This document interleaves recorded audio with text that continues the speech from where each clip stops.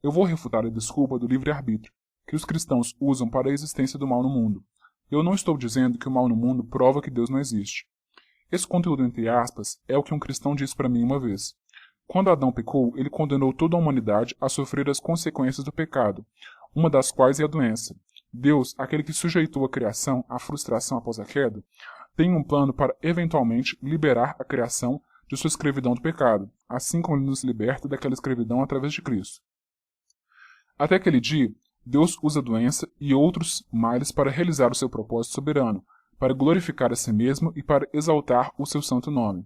Às vezes ele milagrosamente cura doenças. Jesus passou por Israel curando toda sorte de doenças e enfermidades, e até mesmo ressuscitou Lázaro dentre os mortos após a sua morte devido a uma doença.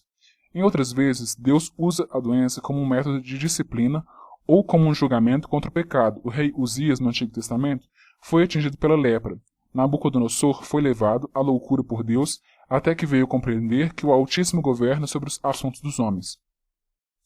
Herodes foi morto e comido pelos vermes por ter tomado a glória de Deus sobre si. Há ainda pelo menos um caso em que Deus permitiu uma doença, cegueira, não como castigo pelo pecado, mas através dela revelar a si mesmo e suas obras poderosas. Segundo a alegação de muitos cristãos, as doenças existem como consequência da maldição criada para Adão e Eva, em consequência do pecado destes. Assim, toda a humanidade sofre de doenças devido a um erro cometido por dois dos seus antepassados. Que injustiça absurda é punir pessoas pelo erro de outras. E que coisa absurda é Deus permitir as doenças com finalidades tão ridículas comparadas aos males que as doenças trazem.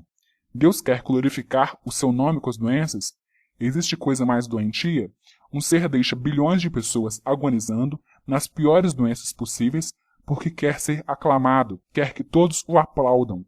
Para que aplaudir um ser tão psicopata? Um ser que se importa mais em ser aplaudido do que com o sofrimento de crianças que morrem de câncer, peste negra e outras doenças no decorrer da história? Será que essas doenças são necessárias? Em alguns casos, pessoas se converteram ao cristianismo depois de uma doença, mas isso é o que acontece na maioria dos casos? Não. E devemos nos converter a uma religião porque estamos doentes, mesmo que a religião seja ilógica, como toda religião, e ensine coisas terríveis, como é o caso do cristianismo? Existe aquela justificativa de que Deus usa o sofrimento no mundo para ensinar as pessoas. É óbvio que existe muito mais sofrimento desnecessário sendo causado do que sofrimento necessário. A maioria esmagadora dessas doenças não faz as pessoas se tornarem cristãs, nem as faz melhores. Será que as pessoas morrerem agonizando as torna melhores na maioria dos casos? E será que só existe esse modo desumano de ensino? Deus não poderia simplesmente aparecer para a humanidade e deixar claro que ele é Deus? Já me foi dito que, se Deus ou seus anjos aparecerem para toda a humanidade, isso eliminaria o livre-arbítrio. Mas desde quando a aquisição de conhecimento elimina a capacidade de escolha das pessoas? As pessoas saberem, com evidências, que Deus existe e que a religião correta é o cristianismo, não eliminaria o livre-arbítrio. Eu, inclusive, não adoraria a Deus, mesmo que ele aparecesse na minha frente e me ameaçasse com o inferno. A aquisição de conhecimento só faz as pessoas tomarem decisões mais informadas, não elimina a capacidade de decidir. Não diga uma pessoa, Jesus, há 2000 anos, fazer isso e ter um monte de histórias, evangelhos, que provavelmente são mitologia. Justifica eu enfiar uma injeção de HIV no meu filho porque eu quero ensiná-lo? Isso é o que um pai decente faria? Ou colocar plutônio na comida dele para que tenha câncer e se torne uma pessoa melhor com o câncer? Justificaria os pais começarem a disseminar doenças aos seus filhos porque a doença é boa para atingir uma finalidade boa? O que é mentira porque não atinge na maioria das vezes? Quer tornar as pessoas melhores? Isso é loucura. E deixa claro que, além de ser mentira, a ideia de que doenças melhoram a maioria das pessoas é totalmente doentio justificar matar pessoas e deixá-las agonizando em um sofrimento porque vão melhorar, aprender alguma lição ou etc. Isso é doentio e nenhum ser que se diz bom faria algo tão psicopata, ou seja, tão sem empatia. E pior, ainda são os que concordam com isso. Além de ser totalmente desproporcional ao mal causado, câncer, HIV, ebola e outras doenças terríveis, com o bem supostamente obtido, aprender alguma lição, é mentira dizer que as doenças produzem esse resultado. Sobre as doenças serem usadas como punição, acho que existem situações diferentes. Um serial killer ser punido com a doença é muito cruel, mas ainda vejo um pouco de sentido aí. Mas bilhões de pessoas que nunca cometeram atos graves serem punidas com câncer, HIV e outras doenças terríveis é uma atitude desproporcional. Então, também não se justifica. O pior é que muitos cristãos ainda tentam justificar essas punições dizendo que Deus é muito santo, logo qualquer pecado é visto como muito abominável para Deus. Por isso, Deus pune as pessoas tão severamente, como com o inferno ou com doenças tão terríveis. Mas se Deus é santo, seria o contrário. Ele não seria desproporcional na punição, seria bondoso e justo. É como dizer que fulano é tão bom, mas tão bom, quando ele vê alguém cometendo uma maldade, como dar um soco em alguém, ele queima a pessoa viva. Isso não é bondade, é loucura. Outra questão é o problema do mal. Epicuro já tinha pensado na contradição entre um Deus bom e onipotente e o mal no mundo. Se Deus quer evitar o mal, mas não pode fazê-lo, então não é onipotente. Se é capaz de fazê-lo, mas não quer, então não é amoroso. Mas se Deus pode e quer evitar, então por que permite o mal? E se não pode nem quer evitar o mal, então por que chamá-lo de Deus? Eu não acho que o mal no mundo seja incompatível com a existência de Deus. A minha definição de Deus é de alguém que criou o universo e os seres vivos, apenas isso. Eu acho que, se Deus existir, então ele é doido, sádico, burro, ou não está nem aí para a humanidade. A moralidade de Deus e a sua existência são coisas diferentes. Mas nenhuma das justificativas que são dadas para defender Deus possuem lógica. Eu estou considerando como males doenças, atos humanos ruins e catástrofes naturais. Sobre os atos humanos ruins, a desculpa que normalmente é dada é que Deus permite essas coisas acontecerem por causa do livre-arbítrio. O livre-arbítrio é o poder das pessoas de escolher livremente entre o bem e o mal. Livre-arbítrio não existe, porque nossas escolhas não são livres e o bem e o mal não são tão fáceis de distinguir. Mas não quero entrar nessa questão agora. Vamos supor que escolhemos livremente entre o bem e o mal. Segundo os cristãos, Deus permite uma criança ser estuprada porque não quer interferir na liberdade do estuprador de estuprar a criança. Ridículo, não é? A escolha entre o bem e o mal ocorre na mente, não é?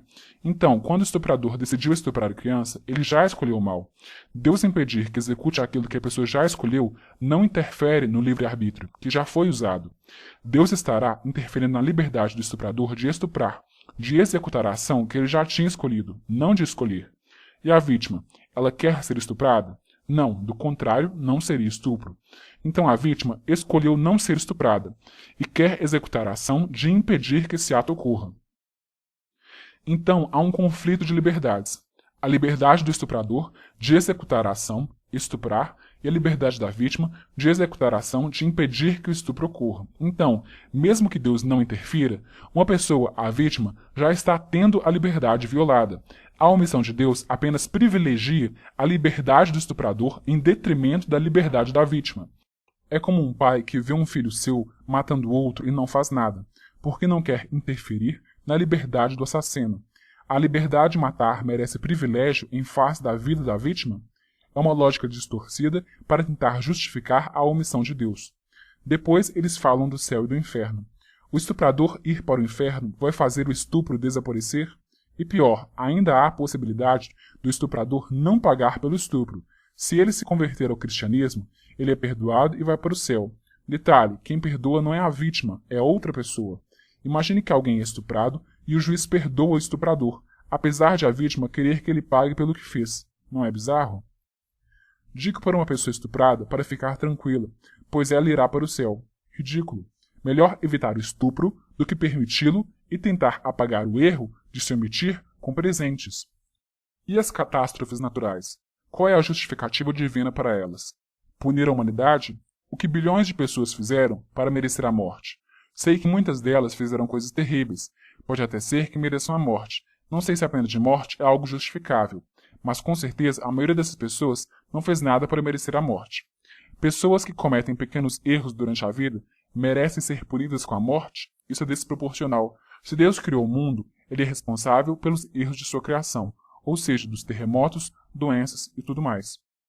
Um cristão pode dizer que Deus é muito superior, logo deve ter uma justificativa que não sabemos para tudo isso. Mas acreditar que há uma justificativa não é prova de que tal justificativa exista. Nem acreditar que Deus é bom prova que Deus, se existir, realmente é bom. É possível que exista uma justificativa? Sim, é possível, por exemplo, que tudo isso seja uma ilusão, como no filme Matrix. Mas enquanto não surgir uma prova de que vivemos em uma Matrix e que existe tal justificativa, a presunção é de que não existe. Trata-se de lógica, ônus da prova, sem contar que provavelmente Deus não existe, pois não existem provas da existência dele. Se Deus existir, todas as evidências disponíveis apontam que ele é louco, sádico e egocêntrico. A própria Bíblia contribui para se chegar a essa conclusão.